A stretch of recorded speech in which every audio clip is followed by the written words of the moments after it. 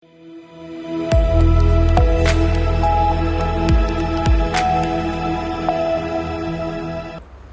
डिंडौरी से, जो भारतीय जनता पार्टी जिला कार्यालय दीनदयाल भवन में आपातकाल की 50 वर्ष पूर्ण होने की स्मृति में आयोजित प्रेस वार्ता में 25 जून 1975 को लगे आपातकाल को लोकतंत्र की हत्या बताते हुए इसे इतिहास का काला अध्याय करार दिया गया। कटनी के पूर्व महापौर शशांक श्रीवास्तव ने कहा कि तत्कालीन प्रधानमंत्री इंदिरा गांधी के चुनाव को हाईकोर्ट द्वारा अमान्य घोषित किए जाने के बाद इमरजेंसी थोप दी गई थी और इस देश भर में विपक्षी नेताओं को जेलों में बंद कर दिया गया था। उन्होंने इसे संविधान की हत्या बताते हुए कहा कि आज भी मीसाबंदी उस दौरे की यातनाओं को याद कर शहर उठते हैं।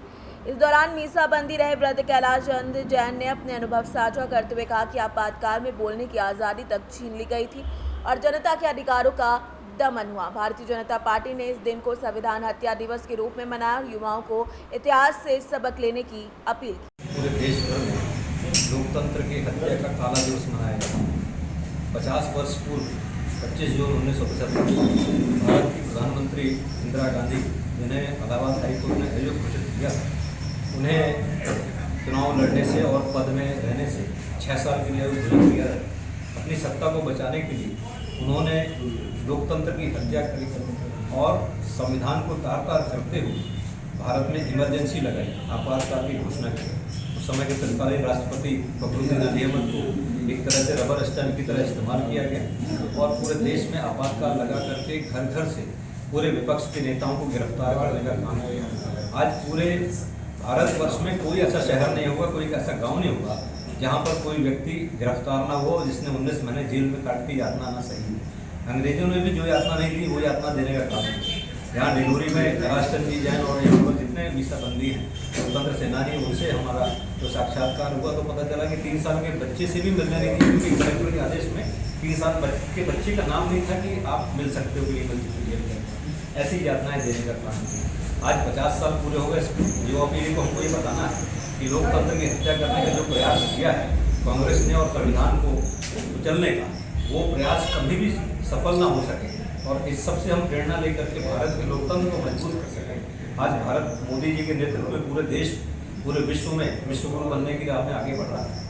ईरान और इजराइल का युद्ध आपने हुआ, आपने देखा कि वहाँ से पूरे भारतीयों को सुरक्षित यहाँ लाने का काम जो किया और वहाँ की ईरान की सरकार ने पूरा एयरबेस उपलब्ध कराया, सारी व्यवस्था करी और भारत के साथ श्रीलंका, नेपाल और आसपास के देशों में लोग तिरंगा लेकर के आ रहे हैं। तो ये भारत के लिए बड़े गौरव की बात है, भारत के लिए सम्मान की बात है। आज मोदी जी का भारत है कि पूरा विश्व उसका नेतृत्व, विश्व में पूरा नेतृत्व उसको स्वीकार कर रहा है। रूस यूक्रेन की जो भी आपने देखा कि ऑपरेशन गंगा में हजारों बच्चे यहाँ जो पढ़ रहे थे सुरक्षित लौट करके आए। तो आज युवा पीढ़ी को बताने का अवसर है इस दिवस के दिन, क्योंकि 50 साल पूरे हो गए, तो हम इस काले अध्याय को याद करें कि भारत का लोकतंत्र मजबूत रहे। कांग्रेस ने सबसे ज़्यादा सरकारों को बर्खास्त करने का काम किया, राष्ट्रपति शासन लागू करने का काम किया।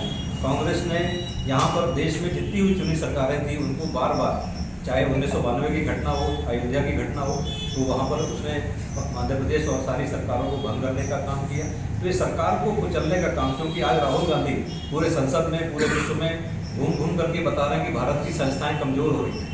आपको ये बताना चाहता हूँ कि कांग्रेस के कार्यकाल में सुप्रीम कोर्ट के और हाई कोर्ट के अधिकारों और न्यायिक अधिकारों को सीमित करने का प्रयास किया। लोकसभा अध्यक्ष, प्रधानमंत्री, राष्ट्रपति, इनके कार्यों को न्यायिक समीक्षा से बाहर रखने का काम किया। आज के प्रेस कॉन्फ्रेंस का मुख्य उद्देश्य बता दें। आज के प्रेस कॉन्फ्रेंस का उद्देश्य है कि आप सबके माध्यम से ये बात जन जन तक जाए कि भारत का लोकतंत्र कैसे मजबूत रह सकता है। 50 साल पहले जो अत्याचार किए गए, परिवारों के ऊपर अत्याचार किए गए, उसको याद करने का दिन है कि हम उनसे सबक लेकर भारत के लोकतंत्र को कैसे मजबूत कर सकते हैं, बाबा साहब के बनाए हुए संविधान को कैसे सुरक्षित कर सकते हैं, संरक्षित कर सकते हैं, क्योंकि वो समानता के अधिकार पर आधारित है। उस बात को लेकर के ये पूरे भारत में भारतीय जनता पार्टी ये काम कर रही है। आज विश्व की सबसे बड़ी राजनीतिक पार्टी बन चुकी, 14 करोड़ लोग इसके सदस्य हैं।